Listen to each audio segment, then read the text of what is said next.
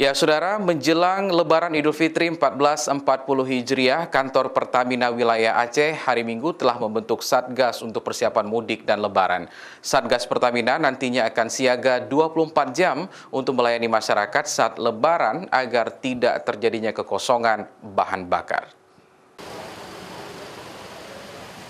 Satgas Mudik dan Lebaran Pertamina di wilayah Aceh yang telah dibentuk dari tanggal 21 Mei hingga 20 Juni nantinya akan melayani masyarakat selama 24 jam, baik dari pasokan bahan bakar minyak hingga bukanya stasiun pengisian bahan bakar saat mudik dan Lebaran.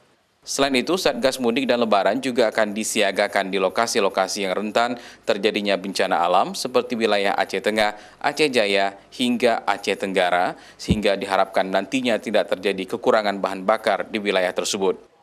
Kita membentuk tim Satgas. Tim Satgas ini adalah terdiri dari karyawan-karyawan yang operasional di Pertamina, di mana karyawan-karyawan ini tidak boleh cuti. Jadi harus memastikan distribusi BBM dan LPG berjalan dengan lancar. Konsumsi bahan bakar minyak sendiri dibandingkan dari tahun-tahun sebelumnya terus terjadi peningkatan.